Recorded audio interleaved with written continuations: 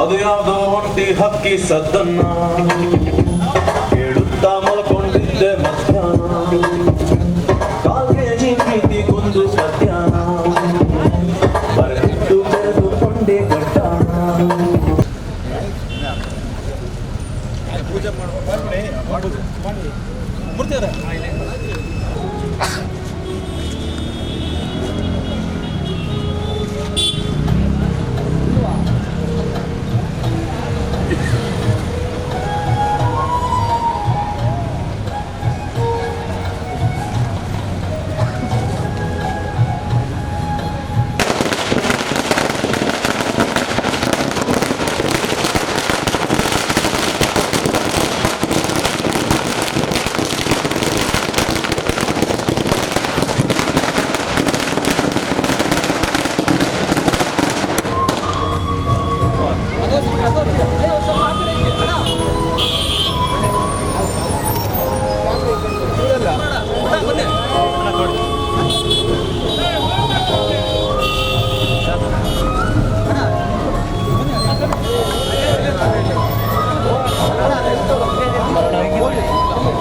ಬನ್ನಿ ಈ ಕಡೆ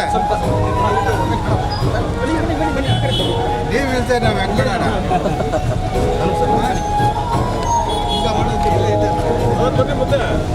ಡಾಕ್ಟರ್ ಪುನೀತ್ ರಾಜ್ಕುಮಾರ್ಗೆ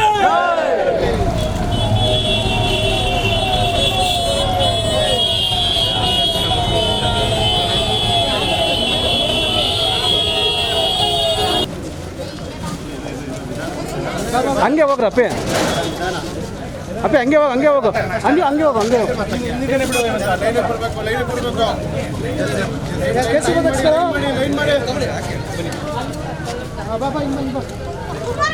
ಮುಂದೆ ಬನ್ನಿ ಇಲ್ಲಿ ಬನ್ನಿ ಕೇಸರಿ ಬಾತ್ ಹಾಕಿಸ್ಕೊಳ್ಳಿ ಬಾಪಟ ಈ ಕಡೆ ಬಂದ್ಬಿಡು ಪುಟ್ಟ ಬರವಾ ಈ ಕಡೆ ಬಂದ್ಬಿಡವಾ ಈ ಕಡೆ ಬನ್ನಿ ಎರಡು ಕೈಯಲ್ಲಿ ಕೆಳಗಡೆ ಇಡ್ತಾರೆ ಅಲ್ಲಿ ಪೇಪರ್ ಅಲ್ವಾ ನೀರಲ್ಲ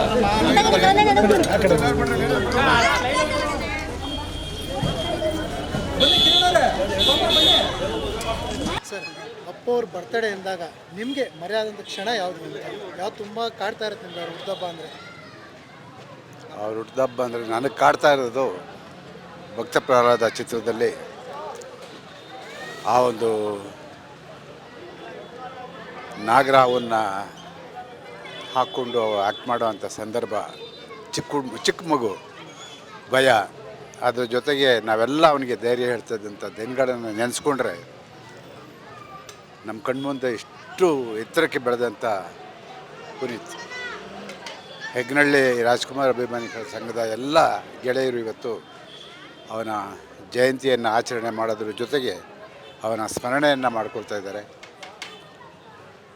ಚಿಕ್ಕ ವಯಸ್ಸಿನಲ್ಲಿ ದೊಡ್ಡ ಎತ್ತರದ ಮಟ್ಟಕ್ಕೆ ಬೆಳೆದಂಥವನು ಪುನೀತ್. ಕೇವಲ ಒಬ್ಬ ನಟನಾಗಿ ಅಲ್ಲ, ಸಾಮಾಜಿಕ ಕಳಕಳಿಯನ್ನು ಮೈಗೂಡಿಸ್ಕೊಂಡಂಥವ್ರು. ಯಾಕೆ ಅಂತ ಹೇಳಿದ್ರೆ ರಾಜ್ಕುಮಾರ್ ಅವರ ಮಗ, ರಾಜ್ಕುಮಾರ್ ಅವರ ಹಾದಿಯಲ್ಲೇ ಬೆಳೆದಂಥದ್ದು ನಾವೆಲ್ಲ ಕಣ್ಮುಂದೆ ನೋಡಿದ್ದೀವಿ. ಇವತ್ತು ಅಂಥ ಪುನೀತ್ ರಾಜ್ಕುಮಾರ್ನ ಕಳ್ಕೊಂಡು ಅವರ ಅಭಿಮಾನಿಗಳು ತುಂಬ, ಅಂದರೆ ಆ ಚಿಕ್ಕ ವಯಸ್ಸಿಗೆ ಅಷ್ಟು ಹೆಸರು ಗಳಿಸಿದಂಥ ಅವನು ಅಷ್ಟು ಬೇಗ ಹೋಗ್ತಾನೆ ಅಂತ ಯಾರಿಗೂ ಗೊತ್ತಿರಲಿಲ್ಲ.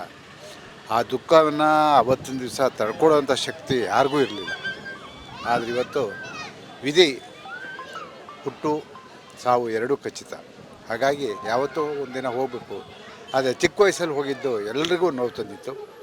ಆದರೆ ಇವತ್ತು ಅವನು ಆದರ್ಶಗಳಿದೆಯಲ್ಲ, ಅವ್ರು ಏನೇನು ಮಾಡಬೇಕು ಅಂದ್ಕೊಂಡಿದ್ದನ್ನು ಇವತ್ತು ಅಭಿಮಾನಿಗಳು ಮಾಡ್ತಾಯಿದ್ದಾರೆ. ಅದೊಂದು ಖುಷಿ. ರಾಜ್ಕುಮಾರ್ ಅವರು ತೀರ್ಕೊಂಡಂಥ ಸಂದರ್ಭದಲ್ಲೂ ಕೂಡ ನಾವೆಲ್ಲರೂ ಅವತ್ತು ಧೃತಿಗೆಟ್ಟಿತ್ತು. ಆದರೆ ಮುಂದಕ್ಕೆ ಧೈರ್ಯ ತೊಗೊಂಡು, ಯಾಕೆ ಅಂತ ಹೇಳಿದ್ರೆ ಅವರಿಲ್ಲ ಅಂದರೆ ಅವರ ಆದರ್ಶಗಳಿದ್ದಾವೆ, ಅವ್ರು ನಡ್ಕೊಂಡಂಥ ರೀತಿ, ಅವರು ಸಮಾಜದ ಕಳಕಳಿ ಮತ್ತು ಕಿರಿಯರನ್ನ ಯಾವ ರೀತಿ ಗೌರವಿಸ್ತಿದ್ರು ಅದೆಲ್ಲವನ್ನ ನಾವು ನೋಡಿದ್ದೀವಿ. ಅದನ್ನು ನಾನು ಪುನೀತ್ ರಾಜ್ಕುಮಾರಲ್ಲಿ ನೋಡಿದೆ. ಹಾಗಾಗಿ ಇವತ್ತು ಅವನ ಜಯಂತಿಯನ್ನು ನಾವೆಲ್ಲ ಸೇರಿ ಸಂಭ್ರಮದಿಂದ ಆಚರಣೆ ಮಾಡ್ತಾಯಿದ್ದೀವಿ. ಕೊರಗು ಬೇಡ, ಯಾಕೆ ಅಂತ ಹೇಳಿದ್ರೆ ಅವನಿಲ್ಲ ಅಂದಮೇಲೆ ಅವನ ಒಂದು ದಿನವನ್ನು ನಾವು ನೆನೆಸ್ಕೊಂಡು ಅವನಿಗಾಗಿ ಸಮಾಜದ ಹಲವಾರು ಕ್ಷೇತ್ರಗಳಿದ್ದಾವೆ, ಅದರಲ್ಲಿ ಯಾವುದಾದ್ರು ಒಂದು ಆಯ್ಕೆ ಮಾಡಿಕೊಂಡು ನೀವು ಬಡವರಿಗೆ ಸೇವೆ ಸಲ್ಲಿಸೋದು. ಅವರಿಗೆ ಬಡವರನ್ನ ಕಂಡ್ರೆ ಭಾಳ ಕನಿಕರ. ಹಾಗಾಗಿ ಆ ಕೆಲಸನ ಹೆಗ್ನಳ್ಳಿ ರಾಜ್ಕುಮಾರ್ ಅಭಿಮಾನಿಗಳು ಮಾಡಲಿ, ಪುನೀತ್ ರಾಜ್ಕುಮಾರ್ ಅಭಿಮಾನಿಗಳು ಮಾಡಲಿ ಅಂತ ಈ ಸಂದರ್ಭದಲ್ಲಿ ಆ ಒಂದು ಜಯಂತಿಯನ್ನು ಆಚರಣೆ ಮಾಡ್ತಾರಂಥ ಎಲ್ಲ ಗೆಳೆಯರಿಗೆ ಹೃತ್ಪೂರ್ವಕವಾದ ಅಭಿನಂದನೆಗಳು. ಮುಂದಿನ ದಿನಗಳಲ್ಲಿ ನೀವು ಸಮಾಜ ಸೇವೆಯಲ್ಲಿ ತೊಡಗಿಸ್ಕೊಂಡು ಅವನ ಹೆಸರನ್ನ ಇನ್ನೂ ಎತ್ತರದ ಮಟ್ಟಕ್ಕೆ ತೊಗೊಂಡೋಗ್ಬೇಕು ಅನ್ನೋದೇ ನನ್ನ ಆಸೆ. ನಮಸ್ಕಾರ. ಕೊನೆಯ ಬಾರಿ ನೀವು ಅವ್ರನ್ನ ಭೇಟಿಯಾದಂಥ ಮಾತಾಡಿದ ಯಾವುದೋ ನೆನಪಿದೆ ನಿಮಗೆ? ಯಾಕೆಂದರೆ ನನಗೇನು ಪುನೀತ್ ರಾಜ್ಕುಮಾರ್ ಆಗಲಿ ಅಥವಾ ರಾಜ್ಕುಮಾರ್ ಅವರು ಫ್ಯಾಮಿಲಿ ಆಗಲಿ ಹೊಸದಲ್ಲ. ನನಗೆ ಸುಮಾರು ಒಂದು 40-45 ವರ್ಷದ ಸಂಬಂಧ ಇರುವಾಗ ಯಾವುದನ್ನು ನೆನೆಸ್ಕೊಳ್ಳಿ, ಯಾವುದನ್ನು ಬಿಡಲಿ, ಯಾವಾಗಲೂ ಹೋಗ್ತಾ ಇರ್ತೀವಿ, ಯಾವಾಗಲೂ ಬರ್ತಾಯಿದ್ದೀವಿ. ಆದರೆ ಇವತ್ತು ಅವನಿಲ್ಲ ಅನ್ನೋದೇ ನನಗೆ ಹೊರಗು. ಸರ್, ಈಗ ಇನ್ನೊಂದು ಕೇಳಬೇಕು ಅಂದರೆ ಯುವ ಅವ್ರದ್ದು ಮುಂದಿನ ವಾರ ಸಿನಿಮಾ ರಿಲೀಸ್ ಆಗ್ತಾ ಇದೆ. ನಿಮ್ಮ ಸಪೋರ್ಟ್ ಯಾವ ಥರ ಇರುತ್ತೆ ಯುವ ರಾಜ್ಕುಮಾರ್ ಅವ್ರಿಗೆ ಅಂತ? ಇಲ್ಲ, ನಾವು ಯಾವ ರೀತಿ ರಾಜ್ಕುಮಾರ್ ಅವ್ರಿಗೆ ಮಾಡ್ಕೊಡ್ಬೋದು ಅದೇ ರೀತಿ ಸಪೋರ್ಟು ಆ ದೊಡ್ಡ ಮನೆಗೆ ಇರುತ್ತೆ. ಯಾರೇ ಆಗಲಿ ಆ ದೊಡ್ಡ ಮನೆಗೆ ಕೊಡಬೇಕಾದಂಥ ಗೌರವವನ್ನು ನಾವು ಕೊಟ್ಟೆ ಕೊಡ್ತೀವಿ. Thank you sir. ಅವ್ರ ಬಗ್ಗೆ ಏನು ಹೇಳಿದ್ರು ಸಾಲದು. ಯಾಕಂದರೆ is a good actor, good dancer, good singer and such a good human being ಅಂತ ಹೇಳೋಕ್ಕೆ ನಾನು ಇಷ್ಟಪಡ್ತೀನಿ. ಅವರು ಇವತ್ತು ಯುವಜನತೆಗೆ ಒಂದು ಸ್ಫೂರ್ತಿಯಾಗಿ ನಮಗೆಲ್ಲ ಅವರು ರೋಡ್ ಮಾಡೆಲ್ ಆಗಿದ್ದರು ನಮ್ಮ ಜೊತೆಯಲ್ಲಿ. ಇವತ್ತು ಅವರಿಲ್ಲ ಅಂದ್ರೂ ಅವ್ರ ಮೌಲ್ಯಗಳು, ಅವ್ರ ಆದರ್ಶಗಳು ಇವತ್ತು ನಮ್ಮ ಜೊತೆ ಇದೆ. ಅವ್ರು ಯಾವತ್ತೂ ನಮ್ಮ ಜೊತೆ ಇದ್ದಾರೆ ಅಂತಲೇ ನಾವು ತಿಳ್ಕೊಂಡು ಅವ್ರು, ಯಾಕಂದರೆ ಒಬ್ಬ ದೊಡ್ಡ ಮನೆ ಮಗ ಅವರು. ರಾಜ್ಕುಮಾರ್ ಅವರು ಹೇಗೆ ಜನಗಳ ಜೊತೆ ಬೆರೀತಿದ್ರು ಸರಳವಾಗಿ, ಅದೇ ಥರ ಇವರು ಸಹ ತುಂಬ ಹೆಸರು ಮಾಡಿದರು. ಅವ್ರ ಅಭಿಮಾನಿಗಳಿಗೆಲ್ಲ ಈ ರಾಜ್ಯಕ್ಕೇ ನಷ್ಟ ಆಗಿದೆ ಅಂತ ಈ ಸಂದರ್ಭದಲ್ಲಿ ನಾವು ಹೇಳ್ಬೋದು. ಅವರೆಲ್ಲೇ ಇದ್ದರೂ ನಮ್ಮ ಜೊತೆಗಿದ್ದಾರೆ ಅಂತ ನಾನು ಇಷ್ಟಪಡ್ತೀನಿ. ಸರ್, ನೀವು ಪುನೀತ್ ರಾಜ್ಕುಮಾರ್ ಅವರು ಈ ಒಂದು ಯುಗದಲ್ಲಿ ಅವರೇ ಒಂಥರ ಏನೋ ಒಂದು ದೇವ್ರು, ಏನು ಅಭಿಮಾನಿಗಳು ದೇವರು ಅಂತ ಕರೀತಾರೋ ದೇವ್ರ ರೀತಿಯಲ್ಲೇ ಬಂದಿದ್ದಾರೆ. ಎಷ್ಟು ಬೇಗ ಬಂದು ಎಷ್ಟು ಬೇಗ ದೇವ್ರ ಥರನೇ ಮಾಯ ಆಗ್ಬಿಟ್ರು.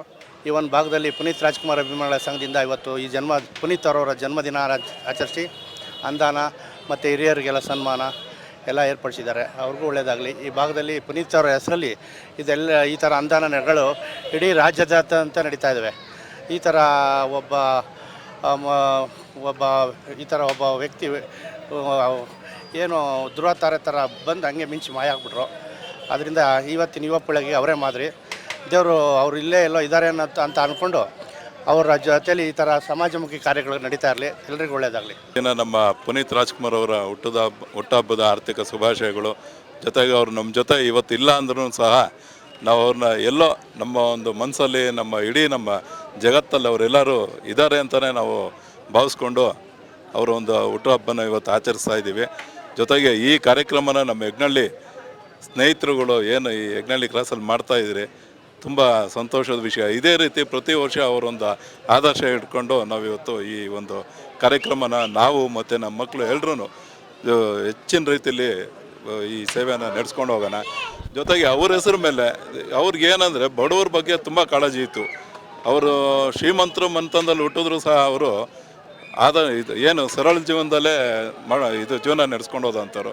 ಹಂಗಾಗಿ ಅವ್ರು ಏನು ಯಾವ ರೀತಿ ಇವತ್ತು ಯಾವುದೇ ಒಂದು ನಾವು ಟಿ ವಿ ಮಾಧ್ಯಮದಲ್ಲಾಗಲಿ ಮತ್ತು ಪತ್ರಿಕೆಗಳಲ್ಲಾಗಲಿ ನಾವು ಯಾವುದೇ ಒಂದು ಆ್ಯಡ್ ನೋಡ್ತೀವಿ, ಏನಕ್ಕೆ ಈಗ ಒಳ್ಳೆಯದೇ ಇರ್ಬೋದು ಕೆಟ್ಟದೇ ಇರ್ಬೋದು, ಅವ್ರು ಯಾವುದಾದ ಒಂದು ಆದರ್ಶ ಮಾಡಿದ್ರು. ಈಗ ನೋಡಿ, ನಮಗೆ ಸರ್ಕಾರದ ವತಿಯಿಂದ ಈ ಹಾಲು ಬೇರೆಯವರೆಲ್ಲನೂ ಬೇರೆ ಯಾರಾದರೂ ಆದರೆ ಆ್ಯಡ್ ತೊಗೊಂಡ್ರು ಅಂದರೆ ಅದಕ್ಕೆ ಇದನ್ನು ತೊಗೊಳ್ಳೋರು, ಏನು ಅವ್ರದ್ದೇನೋ ಭತ್ಯ ಅಥವಾ ಏನೋ ಸಂಭಾವನೆ ತೊಗೊಳ್ಳೋರು.